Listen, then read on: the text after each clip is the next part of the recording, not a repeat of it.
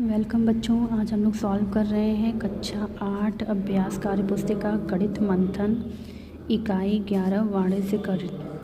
इसका आज हम लोग भाग 3 सॉल्व कर रहे हैं। पहले भाग में हम लोगों ने प्रश्न नंबर 1 से लेकर के 3A तक सॉल्व कर लिया है। भाग तीसरा है, इसमें बच्चों हम लोग सॉल्व करेंगे प्रश्न नंबर 3B से प्रश्न नंबर 17 तक।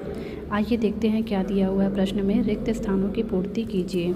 धनराशि लिखी है। प्रथम वर्ष, द्वितीय वर्ष, तृतीय वर्ष, हर वर्ष की वार्षिक वृद्धि दर जो है अलग अलग दी हुई है। फिर कुल धनराशि इस सूत्र के माध्यम से हमको निकालना है। फिर निष्कर्ष निकालना है CI बराबर A - B यानी मिश्र धन माइनस मूलधन। ये देखिए बच्चों, यहाँ पर एक क्वेश्चन सॉल्व कर दिया है। अगला प्रश्न हम लोगों को सॉल्व करना है, तो हम अगला देखते हैं क्या दिया हुआ है। धनराशि दिया हुआ है 15,000। प्रथम वर्ष में 2.5% छमाही की दर से अवमूल्यन हो रहा है। द्वितीय वर्ष में 1% वार्षिक दर से अवमूल्यन हो रहा है और तृतीय वर्ष में 8% वार्षिक दर से अवमूल्यन हो रहा है। कुल धनराशि और निष्कर्ष ये बताना है। तो आइए बच्चों इसको सॉल्व करते हैं, क्योंकि इस जगह पे सॉल्व नहीं हो पाएगा, तो अलग से हम इसको आपको सॉल्व करके दिखाते हैं कि कैसे सॉल्व करेंगे। देखिए बच्चों, जो प्रथम वर्ष में क्या हो रहा है, 2.5% छमाही की दर से अवमूल्यन हो रहा है। तो 2.5 छमाही है, गुणा 2 करेंगे तो 5% वार्षिक की दर आ जाएगी। यहाँ पर अवमूल्यन जब भी दिखाएगा तो हमें यहाँ पे माइनस का निशान लगाना है, तो -5%। R2 क्या हो जाएगा, 1% वार्षिक दिया है, अवमूल्यन है तो यहाँ पे माइनस का निशान लगाएंगे। 1% हो जाएगा R3, 8% वार्षिक वृद्धि, यहाँ पे वार्षिक वृद्धि हो रही है तो +8%। अब इसमें फॉर्मूला लगा देंगे। A बराबर 15,000 ब्रैकेट में 1 - 5/100, 1 - 1/100, 1 + 8/100। अब इसे सॉल्व करेंगे। 15,000 गुणे ये इसमें से घटेगा 95/100 आ जाएगा। यहाँ पर गुणे 99/100 गुणे 108/100। इन सभी को सॉल्व कर लेंगे। सॉल्व करने पर आपका आएगा 15,236। अब लाभ बताना है कि यहाँ पर लाभ कितने का हो रहा है। तो 15,236 में से 15,000 घटाएंगे तो आ जाएगा 236, यानी जो लाभ आएगा उसका अमाउंट होगा 236। देखिए बच्चों, यहाँ पर 15,236 भर देंगे और यहाँ पर लाभ में भर देंगे 236। अगला है 20,000 पे 1% त्रैमासिक की दर से अवमूल्यन, 2% त्रैमासिक की दर से अवमूल्यन और तीसरे वर्ष में 1% छमाही की दर से वृद्धि हो रही है। और हमें A का मान बताना है और निष्कर्ष बताना है कि लाभ होगा कि हानि होगी। तो आइए इसको सॉल्व करते हैं। पहले वर्ष में है 1% त्रैमासिक अवमूल्यन। त्रैमासिक है तो 4 का गुणा कर देंगे, -4% आ जाएगा, क्योंकि अवमूल्यन हो रहा है तो माइनस लगेगा। R2 2% त्रैमासिक अवमूल्यन, तो 2 × 4 = 8, यहाँ पे माइनस का निशान लगाएंगे। R3 1% छमाही वृद्धि, 6 माही है तो 2 का गुणा करेंगे +2 लिखेंगे, क्योंकि वृद्धि हो रही है। सूत्र लिखेंगे A बराबर 20,000, 1 - 4/100, 1 - 8/100, 1 + 2/100। 20,000 गुणे 96/100 गुणे 92/100 गुणे 102/100। इन सबको सॉल्व करेंगे, आ जाएगा 18,017.28। अब क्योंकि यहाँ पर मान घट रहा है, इससे पता चलता है कि यहाँ हानि हो रही है। तो 20,000 में से 18,017.28 घटाएंगे, आंसर आएगा 1982.72। अब इसे भर देंगे। यहाँ पर हानि हो रही, यहाँ भर दिया 1982.72। प्रश्न नंबर 4 है बच्चों। राधा 5% अर्धवार्षिक की दर से रुपये 20,000 बैंक में जमा करती है। 5 वर्ष के उपरांत उसे कितना चक्रवृद्धि ब्याज प्राप्त होगा? यदि यही ब्याज प्राप्त करने के लिए उसे अपनी धनराशि समान दर से साधारण ब्याज पर कितने वर्षों के लिए जमा करनी होगी? तो हमें इसको सॉल्व करना है कि चक्रवृद्धि कितना ब्याज प्राप्त होगा, और अगर उतना ही हमें ब्याज चाहिए तो साधारण ब्याज से कितना वर्ष तक उसको जमा करेंगे जिससे कि हमें वही ब्याज मिले।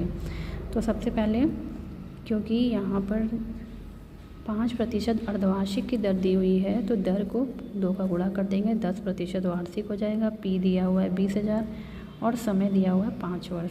तो सूत्र लिखेंगे ए बराबर P1 + R/100 के घात n 20,000 1 + 10/100 के घात 5 20,000 गुणे 5 बार 11/10 11/10 11/10 11/10 11/10 लिख दिया। उसके बाद इन सब का आपस में गुणा करेंगे 32,210.20 आ जाएगा। अब ए का मान निकालेंगे, 32,210 में 20,000 घटा देंगे तो आ जाएगा 12,210.20। अब साधारण ब्याज की दर से क्या मान आएगा, मूलधन गुणे दर गुणे समय बटा 100। ब्याज 12,210 लिख दिया, मूलधन गुणे दर गुणे समय बटा 100। समय पता करना है कितना टाइम लगेगा इसको, तो टी का मान निकालने के लिए 12,210.2 में बटा 2,000, इसको काट दिए 2,000 हो गया। इसको हल किए तो आ गया 6.105 वर्ष। तो ये जो 5 वर्ष लग रहा है चक्रवृद्धि ब्याज में, और अगर साधारण ब्याज से देखा जाए तो आंसर आ जाएगा 6 वर्ष। 1 साल के लगभग थोड़ा ज़्यादा समय लगेगा।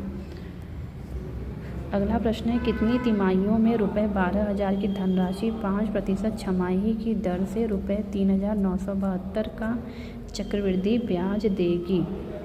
कितनी तिमाहियों में? तो सबसे पहले मिश्रधन क्या होता है, मिश्रधन होता है मूलधन प्लस ब्याज। ब्याज यहाँ पे चक्रवृद्धि ब्याज है, इन दोनों को जोड़ देंगे। 12,000 में 3,972 जोड़ दिया तो आ गया 15,972। अब 5% छमाही दिया है तो दर वार्षिक में 10% हो गया। अब सूत्र लिख देंगे ए बराबर P1 + R/100 के घात n 15,972 बराबर 12,000 1 + 10/100 के घात n।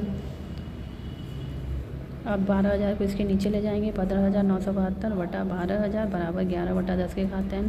इसको सॉल्व करेंगे, 1,331 बटा 1,000 बराबर 11/10 n। 11/10 के घात 3 बराबर 11/10 के घात n। n का मान आ जाएगा 3 वर्ष। तो तिमाही में पता करने के लिए क्या करेंगे, इसका 4 में गुणा कर देंगे, आ गया 12 तिमाही। राइट आंसर हो जाएगा 12 तिमाही। प्रश्न नंबर 6 है, एक व्यक्ति ₹50,000 का ऋण 2 वर्षों के लिए लेता है। 2 क्रमागत वर्षों के लिए ब्याज दर क्रमशः 12% और 15% वार्षिक है। प्रथम वर्ष के उपरांत वह ₹33,000 चुका देता है। द्वितीय वर्ष के अंत में उसे अपना ऋण चुकाने के लिए कितनी धनराशि देनी होगी?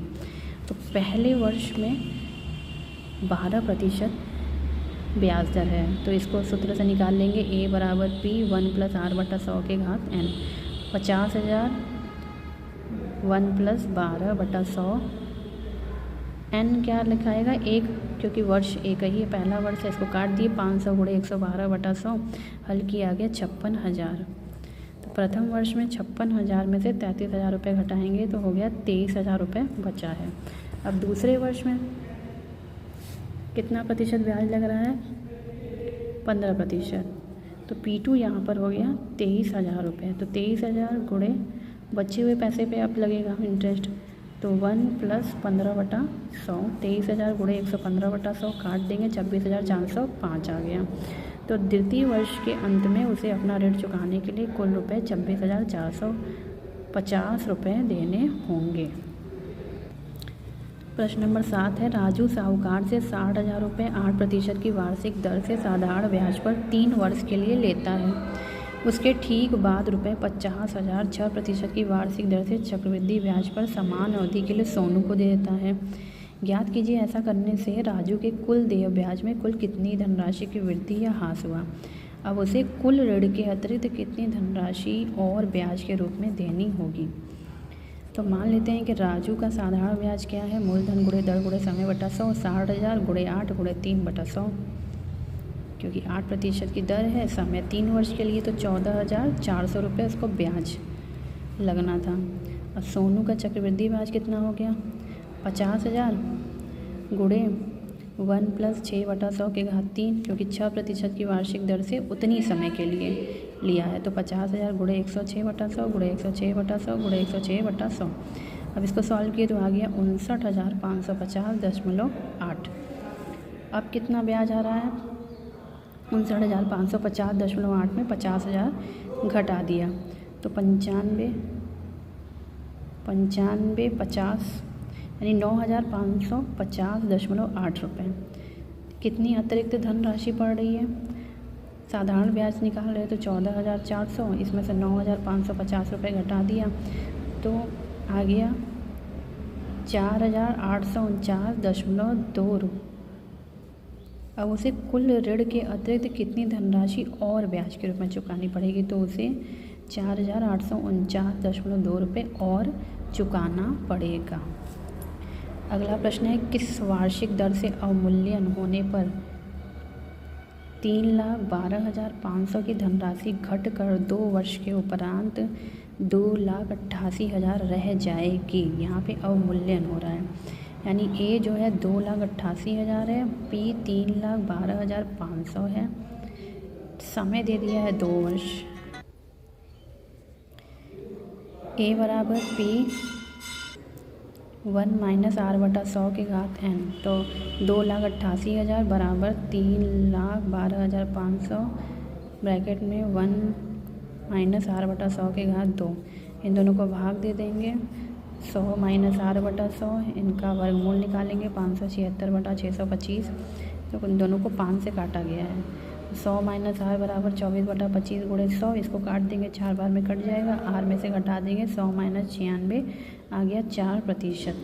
तो किस वार्षिक दर से अवमूल्यन हो रहा है कि धनराशि घटकर इतनी हो जाएगी? तो किस वार्षिक दर से? 4% की दर से अवमूल्यन हो रहा है, जिससे कि धनराशि घटकर 2,88,000 रह जाएगी।